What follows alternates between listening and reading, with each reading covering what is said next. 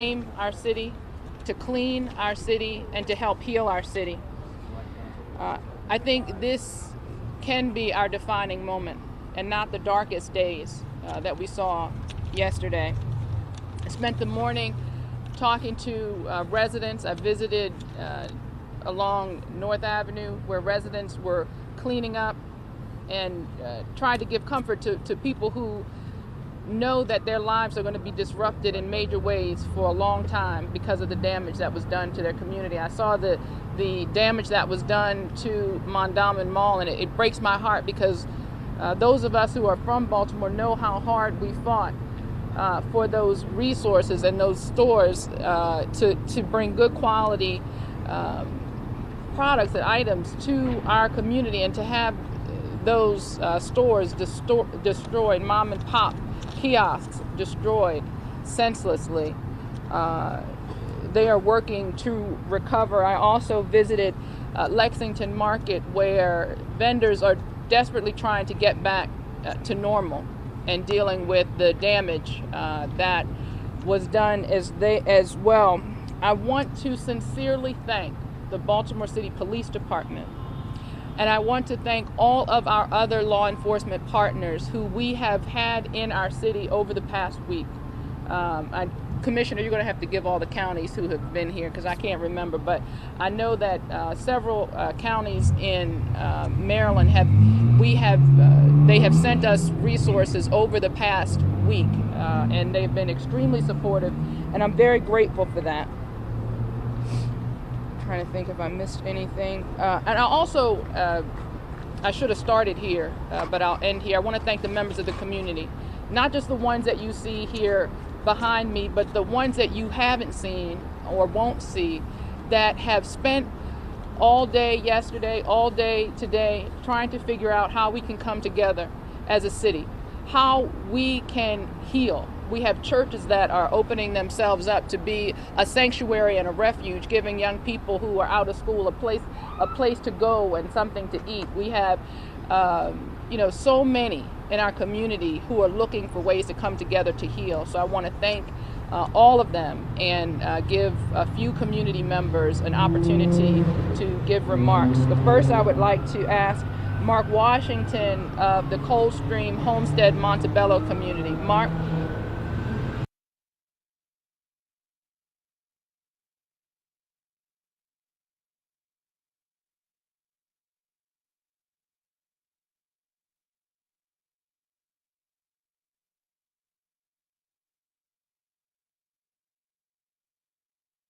Is that we stand united as one Baltimore.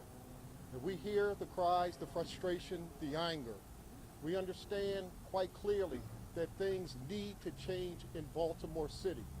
But what we saw last night was not reflective of the majority of the city or the majority of youth in the city. We saw individuals take advantage of a situation and use it for their own cause. What they did was to try to diminish the legitimacy of the grievances that we do have in this city with the Baltimore City Police Department. I want to make it clear to everyone that not only do I stand in unison with these community leaders here, but I stand in unison with this mayor as we all move together forward for a better.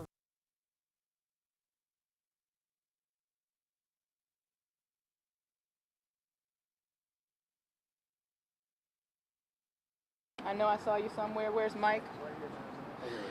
Very active in the Sandtown community and with Habitat for Humanity. Mark? Mike, sorry. No, that's okay.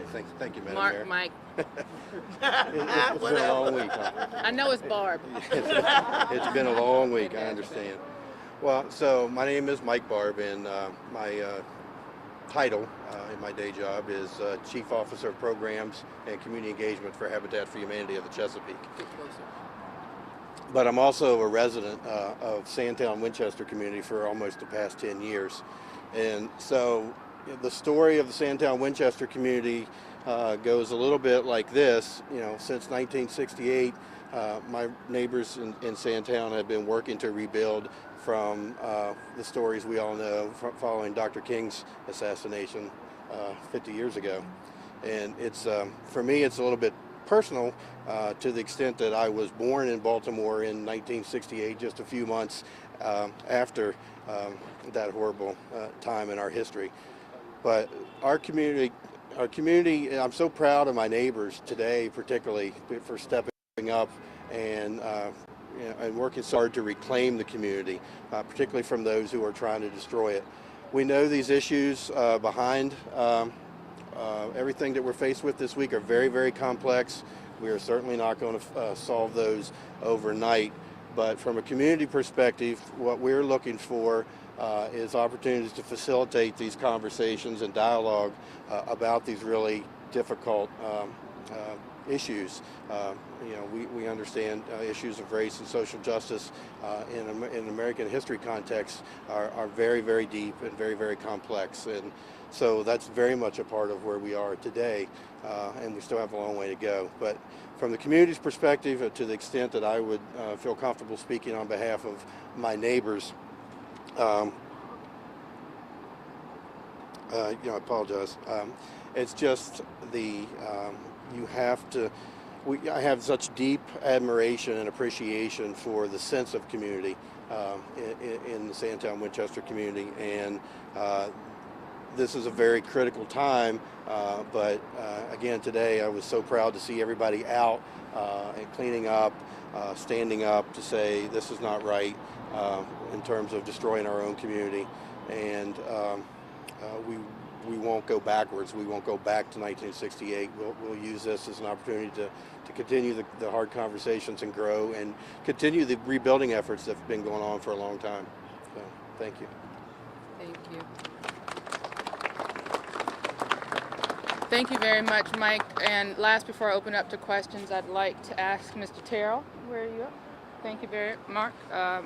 Thank you very much for being here as well and standing in unity with our communities. Thank you. Tell them your community. I'm Mark Terrell, the president of the Associated Jewish Community Federation of Baltimore. And let me start by saying I love this city. And I love all the people that have rallied in support of making sure that we get past this. It's clear that change must occur and that injustice corrected. But that needs to be done in a civil and resolute way. And I know that we have the right people together to make sure that we get past this to be an even stronger Baltimore. So I thank everybody for being here and for everybody working towards a productive goal. So thank you, Mayor. Thank you. Again, I want to thank all of the community leaders who love our city so much and are willing to stand up and to help us get information out and to help us to rebuild. And just thank you. I think I'm turning it over to the commissioner. I believe so. I think so. Yes. I'm sorry. It's been a long day. I'd like to turn it over to Commissioner Batts, who's going to give us a public safety update, and then we'll open up for questions. Thank you. Just a couple thoughts before we get started.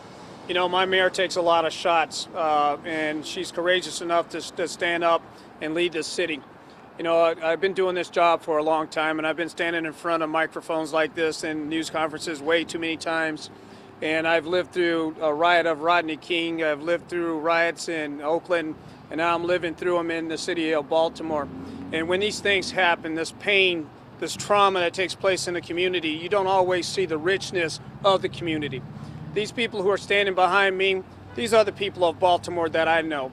People who care, who love this city, who are very good people and have do a lot for this community. When you're from Baltimore, you're from Baltimore. It's something that's in your DNA. And at the same time, as I see behind these cameras, my officers boarding that bus behind you, they love Baltimore too. I had officers come up to me and say, I was born and raised in this city. This makes me cry. And one of my officers came and said, I went home and cried last night. This is a sad part of my city. But I think what you're seeing today within our community also is people out celebrating and trying to heal this community. It's clear that what we have to do is change the culture within the Baltimore Police Department. That's something that we've started on 2.5 years ago and doing things totally different. Bringing this community inside this police department.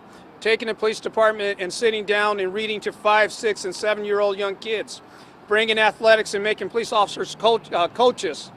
We have more to do, but we can't do it this way by destroying this beautiful city. We have a lot of things that we need to change, and we're willing to work that direction. Very shortly, we've had a okay day today. We had a small events that took place on the eastern portion of our city early this morning that resulted in a couple of arrests. We had some opportunists go into a couple businesses, but overall today it has been a very good day.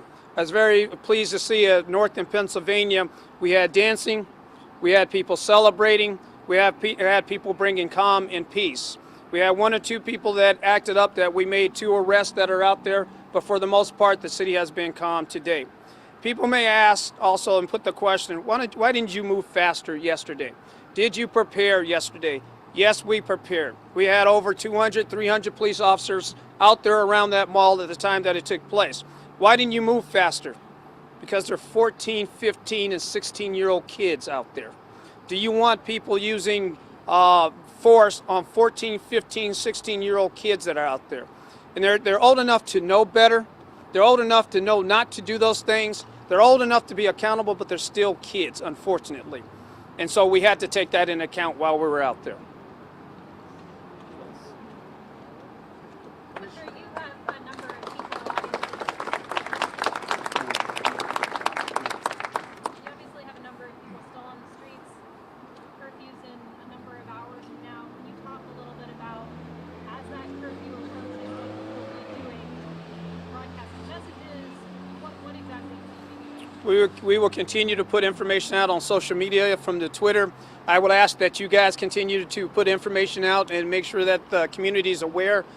We have no exceptions other than for medical or coming and going from work, that we will be stopping people who are out after curfew, that we're taking that seriously. We don't want to engage in any forcible action whatsoever. We have the National Guard here. We also have state police and a multitude of other agencies outside from New Jersey, even from D.C., as well as multiple counties within the state of Maryland. So we'll be out in strong numbers, making sure that we have no issues within our city. And we ask everybody to cooperate and be understanding at this point in time. I know it's a little, it throws people off who want to go out and have dinner and different other events. But as we move forward to calm our city, have a little patience with us as we move forward, please. Commissioner, in terms of the threat against police officers, are you receiving any new intelligence that's indicating that's still ongoing, or? We have no new intelligence, but also we had one gentleman who shot at officers last night on one event in the Northwest. But we deal with threats on a common basis. That's the reality of policing. I don't want to focus on that. I'd rather focus on the fact that we have these wonderful citizens behind us and the mayor standing there, and they're willing to be the positive, not the negative, within our city. The same organizer of Saturday's protest, which ended pretty badly at the end of the night, announced today and has circulating flyers, same thing for a protest here this coming Saturday. Is the city prepared for that, and how does the city respond to that? We are bringing in a lot of resources. They continue to come in, like I said, from other states, Jersey, Pennsylvania, also from Washington, D.C. area. So our numbers are growing with the National Guard here, state police here also. Our numbers are growing in whole to keep the city quiet and make sure that everyone is safe. You know, it's the same thing. When people come out from outside, it's one thing when people are saying we have pain within our community. It's one thing when people say we want this police organization to change, and since they pay our salary, we need to change to adapt to how the citizenry says here. But when people come outside and hurt this community, and then when it's done, they leave and go home, and then we're in shattered infrastructure, it's just not the right thing to do. So what I've been told is that activists within our community, ministers within our community are trying to have conversations with people who are leading this stuff to remind them this is where we live, this is where we worship, this is where our kids go to school. So don't destroy it. Was there a link between the group of high school students who were demonstrating yesterday and those social media posts about the purge? Did you find a direct connection to that? I think probably there was a social media posting that said, come out to Madame Mall at 3 o'clock and we're going to do a purge. The only thing I know about Purge is a movie that's a part 1 and part 2 about running on a rampage. The kids came out of high school, so I guess you could make a corollary about some of those kids being out there at that location. Also, that Madame there is also a hub for about, I believe it's about 8 different schools. So on a daily basis, we have big numbers of kids that drop off there on a constant basis. That just wasn't one high school that was there. When we started making mobile field force movements there was buses in line, and they let the kids off the buses. So we had even greater numbers that grew out there. Commissioner, what's the latest on the injured police officers? Commissioners who are police who are here from New Jersey and Pennsylvania, even the National Guard, do they have arrest powers in Baltimore City, or how does that work? And are you concerned about coordinating all that and keeping them in line with the approach that you're trying to take? Well, my responsibility as the incident commander that oversees all these responsibilities within the city of Baltimore is to make sure that they act at the level that we have expectations with our citizens and our residents. So we're working through that. I just had a conversation with the colonel of state police. We were discussing how to make sure that we operate appropriately and by the same procedures. Injured officers? Yesterday we heard one officer was unresponsive. I'm sorry, one more time. What's the latest on the injured police officers from last night? I went. We had a number of police officers, and I have to check on the firefighters. I had about 15 of our officers, and a lot of them were bruises from bruises on their hands from rocks and bottles being taken. I had one officer, Brian, who was in hospital. I went to see him. Got struck in the head. Now he was held overnight because I had to do scans to make sure there wasn't permanent damage. I hear he's doing well. All the rest of my officers have been treated and released at this point in time. Thank you, guys. Thank you. We'll be doing another briefing in about an hour from now. And again, we'll continue so long as there are people outside. We'll be briefing every hour on the hour. We'll also be putting out information to the police on social media, and we'll be sending out police programs. It's good, eh? Thank you, baby. I know the answer, but my husband's speaking.